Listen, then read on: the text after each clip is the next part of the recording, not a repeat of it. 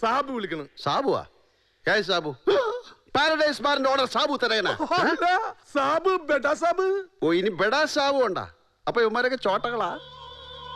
ഞാൻ ഈ ചോട്ടകളായിട്ടൊന്നും ഇടപെടില്ല. തല്ലി പിടിക്കലെന്ന്. ഞാൻ ബെഡായെ കണ്ടിട്ട് വരാം. വാ വരാം.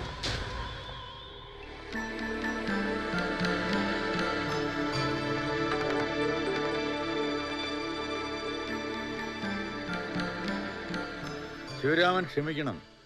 ഇവൻ ഈ ഒരു മാർഗമേ അറിയൂ. ശിവരാമനോട് സോറി പറയ. സോറി. Thank you. ശിവരാമൻ ഇരിക്കെ.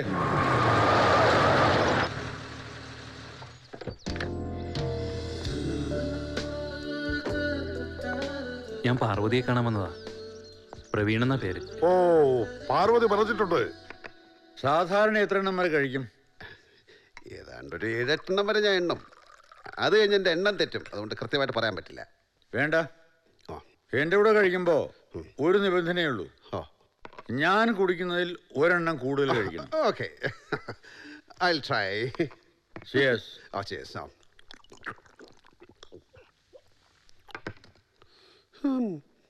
എനിക്കിവിടെ ഒരു കുഴപ്പമില്ല പ്രവീൺ. ഇവരൊക്കെ നല്ല ആളുകളാ. അച്ഛൻ വരുന്നവരെ ഞാൻ ഇവിടെ നിന്നോളാം. അതൊന്നും ശരിയാവില്ല. നിന്നെ കൊണ്ടുപോകാനാ ഞാൻ വന്നത്. കൂടെ വന്നേ പറ്റൂ. നിനക്കെന്താ ഒരു ഭാവമാറ്റം?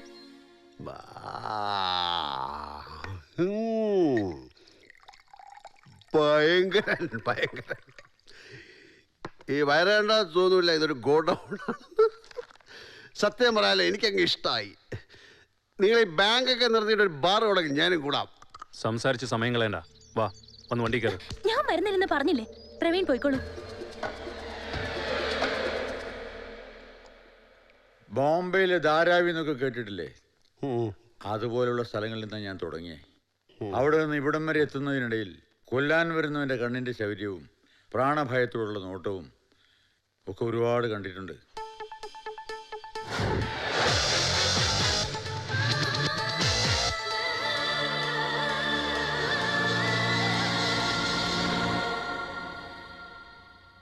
ഒരാളുടെ കണ്ണിൽ നോക്കിയാൽ അറിയാം അവൻ്റെ ഉള്ളിൽ എന്താണെന്ന്. എൻ്റെ ഉള്ളിൽ എന്താണെന്നറിയാൻ എക്സ്റേ എടുക്കേണ്ട കാര്യമൊന്നുമില്ല. 2 കുപ്പി വാറ്റ്, ഇപ്പം 6 പെഗ്, അത്രേ ഉള്ളൂ. ഈ ഉള്ളു ശുദ്ധവാസാം. എനിക്ക് എൻ്റെ മകളെ ഒന്ന് കാണാൻ പറ്റുമോ? പിന്നെന്താ, ഞാൻ കൂട്ടിക്കൊണ്ടുവരാം. ഓ, പിന്നെ സാബ് വിചാരിക്കുന്ന പോലെ ഒന്നുമല്ല കാര്യങ്ങൾ. ഇതിൻ്റെ പിന്നില് വേറെ ചില ചുറ്റിക്കളികളുണ്ട്. അത് വഴിയെ മനസ്സിലാവും. സ്റ്റെയർകേസ് അവിടെ പോയി. സ്റ്റെയർകേസ് അവിടെയാ. ഓ, ഇവിടെ വയ്ക്കുന്നതായിരിക്കും കുറച്ചുകൂടെ ഉപകാരം ഞങ്ങളെപ്പോലുള്ള പാവങ്ങൾക്ക്.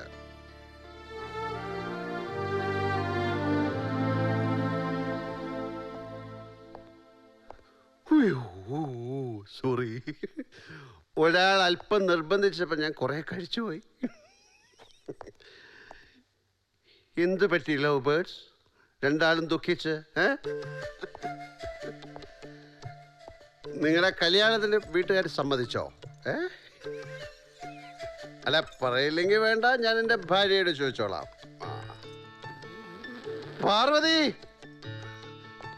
പാർവതി. അവള് പോയി. ആ പ്രവീൺ എന്ന് പറയുന്ന പയ്യൻ വന്ന് അവളെ കൂട്ടിക്കൊണ്ടുപോയി.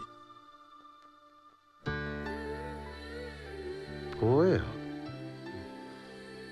പോയത് നന്നായി, നന്നായി.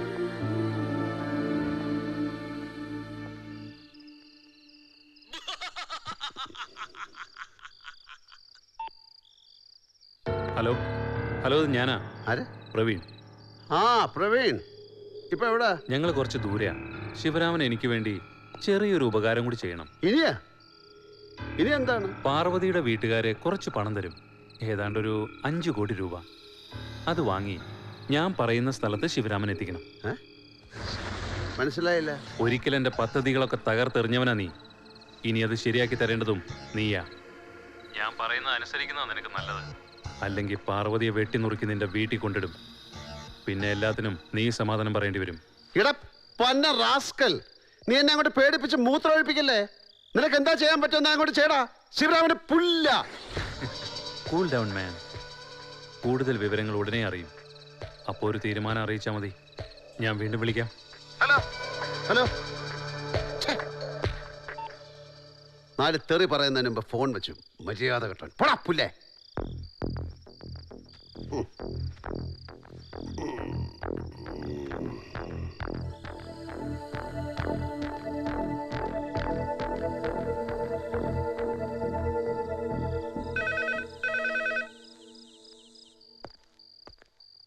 ആരാ? അയാളാ ശിവരാമൻ. Hello mister Sivaraman. അതെ, ശിവനും രാമനും ഒക്കെ ഞാൻ തന്നെയാ. മകളെ ജീവനോടെ വേണമെന്ന് ആഗ്രഹമുണ്ടെങ്കിൽ എത്രയും വേഗം 5 കോടി രൂപ എൻ്റെ കയ്യിലെത്തിക്കണം. ഇനിയുള്ള നിമിഷങ്ങൾ വളരെ വിലപ്പെട്ടതാ. വളഞ്ഞ വഴി ചിന്തിക്കരുത്.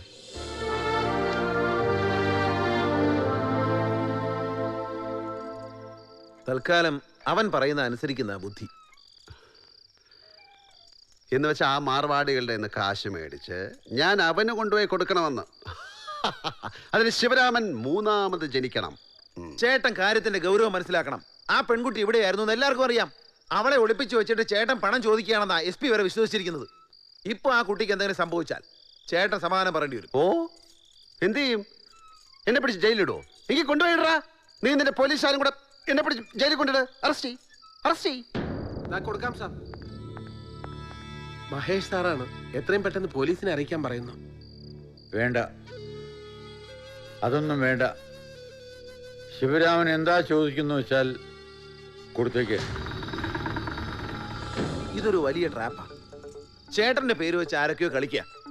ചേട്ടൻ കേസിലാകപ്പെടുമെന്ന് മാത്രമല്ല, ഉടനെ എന്തെങ്കിലും ചെയ്തില്ലെങ്കിൽ ആ പെൺകുട്ടി കൊല്ലപ്പെടും. നീ പോണം മോനെ, അവളെ എങ്ങനെയെങ്കിലും രക്ഷിക്കണം. അത് തന്നെയാണ് എന്റെ അഭിപ്രായം. നീ അവളെ രക്ഷിക്കണം. തന്റെ ഇടമുള്ള ആളുകളെ പോലെ അവളെ ഇവിടെ കൊണ്ടുവന്ന് താമസിപ്പിക്കണം. നിന്റെ ഭാര്യയായിട്ടാണെങ്കിൽ അങ്ങനെ. ഇതിനിടെ കൂടെ അങ്ങനെ അങ്ങ് ഉണ്ടാക്കണ്ട. ഞാൻ പോവും, പറ്റേ രക്ഷിക്കുകയും ചെയ്യും. എന്നിട്ട് അവളുടെ വീട്ടിൽ താമസിച്ചോളും. അതിനിടെ കൂടെ ഒരു അഡ്ജസ്റ്റ്മെന്റ്.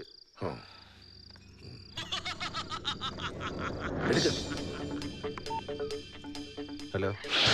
എന്ത് തീരുമാനിച്ചു ശിവരാമ? അയ്യോ, നമ്മളെന്ത് തീരുമാനിക്കാൻ? തീരുമാനങ്ങളൊക്കെ അവിടുത്തെ അല്ലേ. അങ്ങ് പറയുന്ന സ്ഥലത്ത് ഞാൻ എത്തിക്കൊള്ളാം. അതേത് പാതാളത്തിലായാലും. Very good. ആ, അപ്പൊ താമസിയാതെ നമുക്ക് കാണാം. അതുവരെ ചെറിയൊരു ഇടവേള, എ സ്മാൾ ബ്രേക്ക്.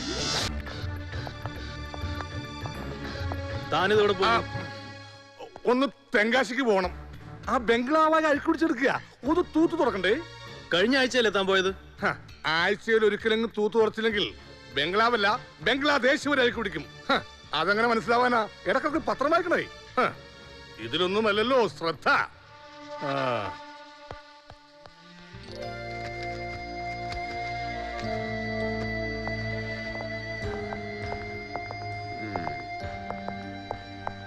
അപ്പോ പണം കൊടുക്കാൻ തന്നെ തീരുമാനിച്ചു.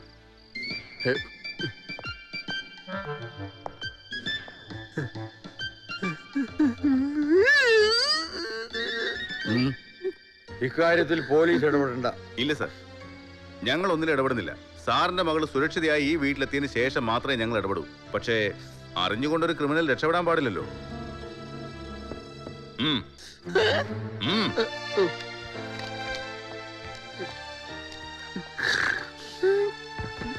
അയ്യോ, അടച്ച്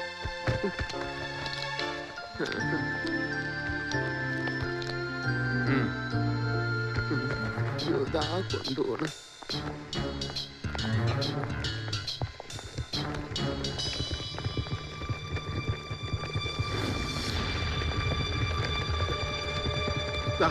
മുഴുവനും ഉണ്ട്. എണ്ണി നോക്കിയോ. പാതിരാത്രിക്ക് പണം എണ്ണാനോ? പോയി പണിയാൻ കുറവും.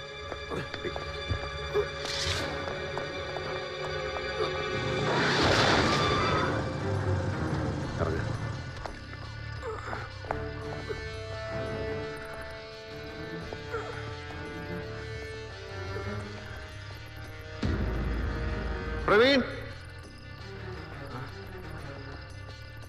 വാ.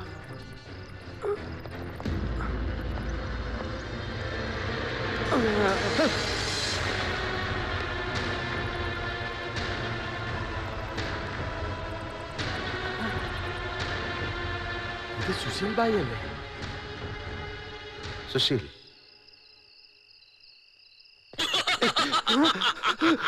ഫോൺ. ഹലോ, പണം കൊണ്ടുവന്നിട്ടുണ്ടോ? ഉണ്ട്. നീ എവിടാന്ന് വെച്ചാ പറ. അതിനു മുമ്പ് ആ പെട്ടി ഒന്ന് തുറന്നു നോക്കി. പെട്ടി തുറന്നു നോക്കാൻ. ചട്ടി പെട്ടി തുറന്നു നോക്ക്.